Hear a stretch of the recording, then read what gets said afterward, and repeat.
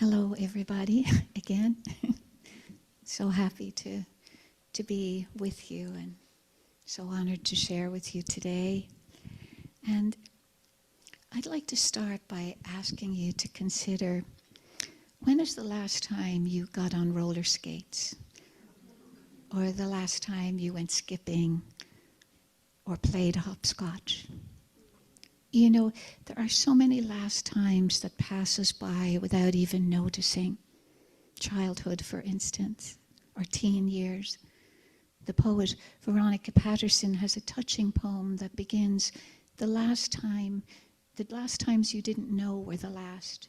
You can't take back, can't make whole again. So early last year, Kathy invited me to speak here.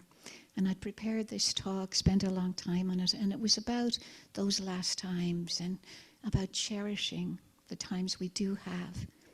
And I had kind of fine-tuned, got to a final draft, and I saved it, and I thought, the next day I would print it out.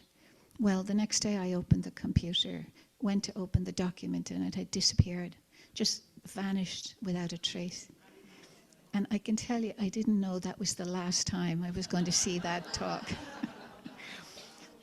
So I hastily wrote another talk on self-love, which, believe me, I needed.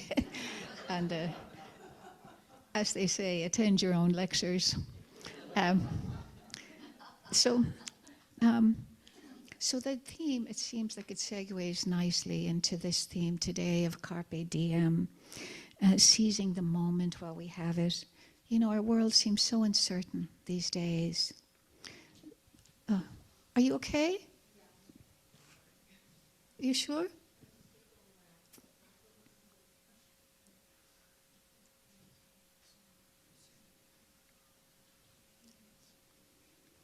It looks like she's okay. So the comedian Irma Bombach, she offered some very sage advice, which is, seize the moment, she said. Remember all those women on the Titanic who waved off the dessert cart? I love that. But seriously, the phrase Carpe Diem, it goes back all the way back to 65 BCE, and it was really about plucking the day, like ripe fruit that's not going to last, and so you make the most of it while you can. And it doesn't have to be seizing or even plucking necessarily. There's so many different ways to meet the moment, just by being open to it, being willing to receive it, even if it's not pleasant. It's by really the gift of being present to it. And we live in unprecedented times, that's for sure. It's so much feels like it's beyond our control. And that can be quite humbling. But there's one thing that is in our power, and that's where we place our attention. And I love that phrase, attending to, because it feels so nurturing. Just attending to our life, bringing our presence to it. And I don't think there's any greater gift you can bring to any experience of your life than presence, being present to what's offered to you in any moment. There's a couple of lovely lines by Julia Fehrenbacher, and she says, remember, whispers the moment, I am here, I am here. And sometimes making the most of a moment can last a lifetime. And I'll tell you about the happiest memory I have with my mother. I'm so happy that my sister is on today from Dublin, Claire.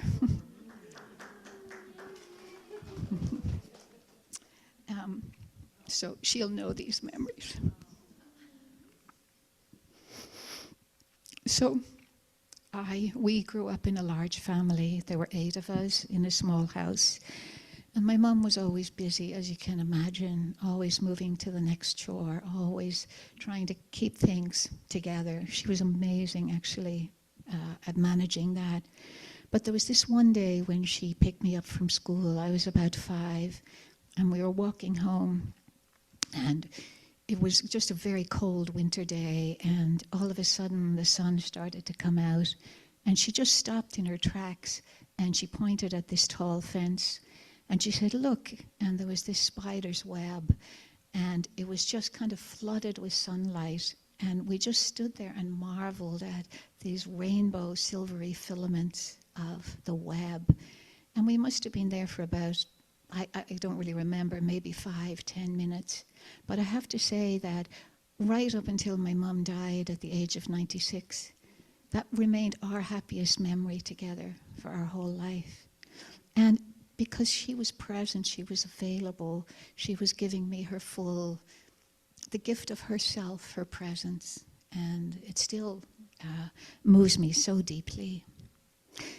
And then I'd like to share with you a little bit about Rosemary Watala-Trommer. She is an amazing poet who endured the really almost unbearable heartache of losing her teenage son to suicide. And she writes a poem every day, if you can imagine. And she does write about her grief a lot, but she also, I shouldn't say but, and she also leans into the goodness, the love, the beauty in life. It's really so inspiring. And so I'd like to share a poem that she wrote where she takes a moment that most of us can't wait to get past and finds the beauty in it. And it's called, it has this wonderful title, The Night I Fell in Love with the Whole World. It was the boy at baggage claim who started it. His elation, each time a new bag would drop, he would point at the suitcase and squeal, then turn to his grandmother with incandescent delight. His grandmother deepened my joy, how she beamed at her grandson, praised him in Spanish, her words a bright blur. And sooner than you'd think, I fell in love with every single person at baggage claim 16. Didn't need to know the stories to know they were worthy of love. Every one a grandchild, every one a light. It was like how on those midsummer nights the late sun shines long through the cities and fields, and everything is beautiful. Oh, people of Iran, Israel, Palestine, Ukraine, Russia, Somalia, Yemen, Maine, I will never know you. Yet I honor how you carry inside you your own strange and beautiful spark. How each of you too is a grandchild. Each of you too longs to belong. No matter what our leaders do, the light is right to see how much you too long to be safe, to be seen, to be kind, to be loved, to be trusted, to be home. Yeah, it's a powerful, powerful poem. And it's not always the times that we seize the day. It can be someone else who gives us their presence, their time and energy. And I remember well, and this is my absolute favorite memory from childhood. I had a best friend called Karen Moran, and I was about maybe 8 or 9. I was playing in her house. And she came from an even bigger family than ours. I think maybe 7 kids. And parents. So anyway, we were playing, and Mr. Moore, her father, came into the room, and he said, "Get ready, Karen, we're going to the sea." And so she got up, and they all got ready, all the brothers and sisters and his wife, and they all piled into this little orange Volkswagen Bug. I still remember the license plate, 2609Z. And anyway, so they drove off, and I was just waving them away, and at the end of the road, Mr. Moore just did a big U-turn and came back and rolled down the window. And I said, "Did you forget something?" And he said, "Yeah, you, get in." And there was no room in the car that I could find, but there was, that little ledge in the back, at the back window. And I just curled myself up in half and got in there, and we went off to the sea. And it was my happiest memory my whole life. And I don't even remember what happened at the sea. It was that moment of him gifting me that immense gift of his presence, his time, his love.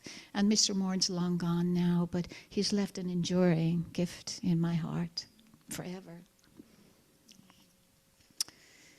So also seizing the moment, you know, it can be about saying no. It can be taking time for yourself, tuning into your own presence, caring for your own well-being, even sitting with uncomfortable feelings. Well, for instance, that's a really good use of the moment, to be with what doesn't feel good. And some of you already know that a few weeks ago, my cat Omsi got badly injured, and you know, he came home from the vet all stitched up and the cone on his neck, and he was really drugged and dazed, and he kept toppling over, and it was heartbreaking, just heartbreaking to watch him. And it brought up all this grief in here. And they say that when you grieve, a window of grief opens, and every other old grief comes toppling through. And that's what happened.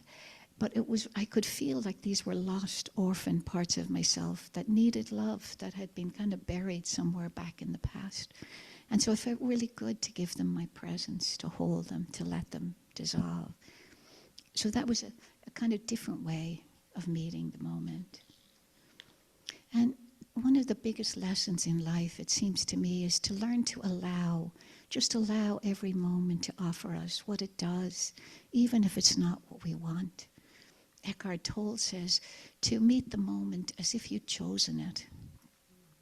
And by gently allowing, we can come to the experience like St. Francis did. His prayer was to come to life with an undefended heart, to lay down our defenses. And so much of our life experience is predicated less on what happens to us, but than on how we respond to it. So I remember this folklorist reading about her anyway in Ireland in the 1920s. God, that's 100 years ago. And she went around the country asking people just the simple question, how are you? And she did all this research to see how people would respond. There's so many different ways to greet someone. And not so much these days, but certainly in Irish-speaking areas in Ireland, people would say Dia Gwith, which means God be with you, when they met someone on the street. And then the person would respond, Dia Smira Gwith, God and Mary be with you. And then the person would get back to them and say, God, Dia Smira's Porrick did, God and Mary and St. Patrick with you, be with you. And you'd go on and on. You'd have all your saintly companions to bring you on your way. But it was really a way of being present with each other instead of just dashing past. So anyway, this folklorist goes out to the west of Ireland, to a rural area, and she interviews this elderly man, and he's leaning on his cane. And she says, you know, how are you, sir? And he kind of gets quiet. He looks up at the sky, and he says, to be honest, he says, I'm struggling between immensities. I'm struggling between immensities. And I thought that was so beautiful, like the immensities, you know, the immensity of who we are before we're born, the immensity of who we are after we die. So even though he was struggling, he was keeping his eye on God, on the bigger picture, let's say. Let's see. And speaking of God, I did share a while ago about Ramana Maharshi, the Indian sage, and my beloved. When he was only 16, he was lying on his bed when he was overcome with the profound sense that he was going to die. And instead of, like as a teenager, going to find help, he decided to go with the moment, seize the moment, and explore, what is death? Here it is, let me see what it is. And so lying on his bed, even though his body had gone into torpor for all intents and purposes, he was essentially dead, he realized that the full force of his personality was still alive, that he was still conscious, and that we are consciousness itself. So by diving into the moment that could seem terrifying, he had a radical awakening. But of course, we're here in these bodies now, and I want to share about a dear friend, Guadalupe, a Mexican nun. She's really hilarious, and she told me that she has an app on her phone that reminds her several times a day that she's going to die. So imagine on the half hour, and these are the exact words, she gets a message saying, you're going to croak, you're going to croak. I just love that. It's so, and, and she loves it because she says it really reminds her, it's like her Dharma bell, just stay present, enjoy the day. Um, so, yeah, I was just feeling yesterday, when my throat was irritated and sore, and I was worrying whether I could come today or what had caused it. And I had to stop myself and say, if I'm so caught up in the future and the past, who's living my life now? Who's here now? And it's a great practice to just stop and say, where is our attention? What are we attending to? And all the sages, of course, advise us to be present in the moment. So you may remember a few weeks ago I shared a poem by Andrea Gibson, this wonderful poet who passed recently. And Andrea used the pronouns they, them, and they were giving a terminal diagnosis of ovarian cancer. And after that, every single moment became precious for them, even when they were doing chemo, even when they knew they were going to die soon.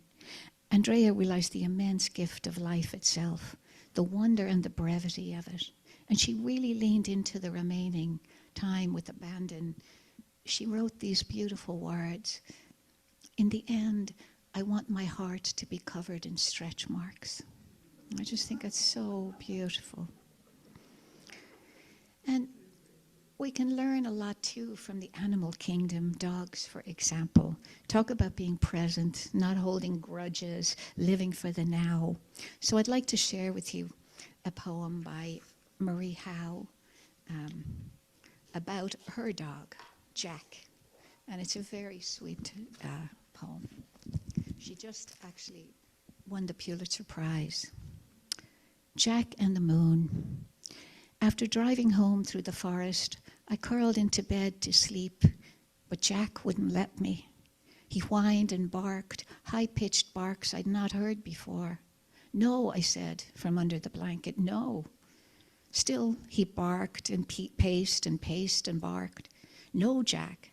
Then yelped strange high yelps, followed by low growls, as if he might, by the mere scope and scale of his pleading, persuade me, until I did finally throw off the covers and open the front door, through which he hurried, not to sniff or pee, but to sit on the lawn, his back to me, a small white dog facing the moon. Lit by light so bright I could have read these words within it. And when I went to fetch him, he scooted further away to sit tucked into himself, gazing into the flooded distance. A very cold night. I stood a while at the open door, calling, Jack, Jack, come now, willful, stubborn dog. And when he didn't come, I curled up on the couch, wrapped in a shawl, and dozed for I don't know how long. Then woke, went again to the door, and said quietly, Jack. It was then he turned and came in, cold and calm, soaked with the moon. And that's what I call seizing the night. Okay, let's see. And I was feeling like if, like Jack, we treat the moment with reverence, like it could be the last, then it actually becomes the first. We can meet the moment fresh with wonder and curiosity, even innocence. And it doesn't have to be huge. Life is an accumulation of small moments. And I want to share this poem by the Palestinian-American poet Naomi Shihab Nye. She wrote a poem about an evening that might have slipped by many of us. It's called Generations. At the end of an unseasonably warm day, New Year's Eve 2017, I stood in my kitchen holding one wooden spoon. My mom was watching TV in the living room, eating apples, crackers, and cheese. My grandson slept in a stroller in a quiet back room. I was related to both people, ages 90 and 1. They were peaceful, and that was it, the most beautiful moment of my life. I just love that, the most beautiful moment that might slip by us. And of course, being Palestinian, she would know to really savor moments of peace that are hard to come by sometimes, especially when we read the news. So let me see how we are for time. I'd like to share with you some of Andrea Gibson's bucket list. This was written when she knew she only had a short time to live. She died at the age of 49, just about a month ago. So see if it resonates with you, with your bucket list. To wear my heart on my sleeve and never grow out of that shirt. To wear my heart on my sleeve and never grow out of that shirt. To know what lives at the root of my fear. To know shame can't hide in the light, and let that light fall wherever I am hiding. To know shame can't live in the light, and let that light fall wherever I'm hiding. To dance like everyone's watching, but so what? To see people as a mystery, especially those I know best. I just love that. People as a mystery, especially those that we know so well, that we think we know. To see them as a mystery. So I'm just wondering, what would be on your bucket list? Anybody like to? Huh? She was so eloquent. Oh, she is so eloquent, yeah. Yeah, just something to consider for you. Andrea also wrote, wake up each morning and say, this might be our last day together.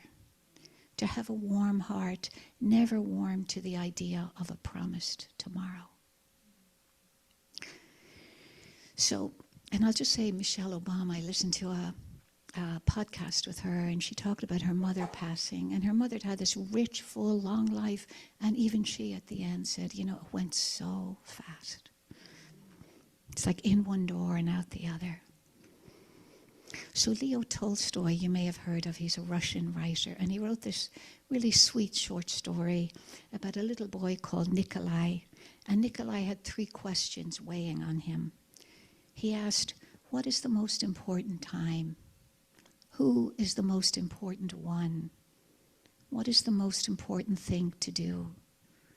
And in the story, Nikolai communes with all kinds of creatures and animals, and he gets the answers he craves.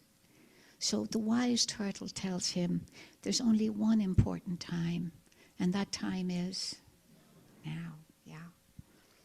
The most important one is, the one you're with, whether it's yourself or another. And the most important thing to do, what would you say? Love? Yeah. What? Be, yeah. Be happy, that's a nice one. Yeah. Well, in the story, Nikolai's told the most important thing to do is do good for the one who's in front of you. And I'll add, for anyone you're moved to help. There's an Irish saying, Ska Akela Awaran Nadini. Ska Akela Awaran Nadini. In the shelter of each other, the people live. Sheltering and being sheltered by each other. This is what we do here in this wonderful community that Kathy created and we're building together. And when we bring our presence, which can be passion or compassion or loving heart, we can expand that shelter to the larger world. Julia Fehrenbacher, a poet, says, the only thing that makes sense is to hold it all tenderly, as if it could break, as if it won't last forever, as if the moment that is this moment will give you everything if you let it. So I'd like to leave you with a short poem by Miko Harvey. It's a very adorable poem. The number of hours we have together is actually not so large. Please linger near the door uncomfortably instead of just leaving. Please forget your scarf in my life and come back for it. Oh, Robert Bly once wrote, "It's good to have poems that begin with tea and end with God." Well, I'll amend that a bit and I'll say, it's good to have poems that begin with God and end with tea and coffee and snacks. So, thanks, Eddie. And thank you all. It's been wonderful to be with you.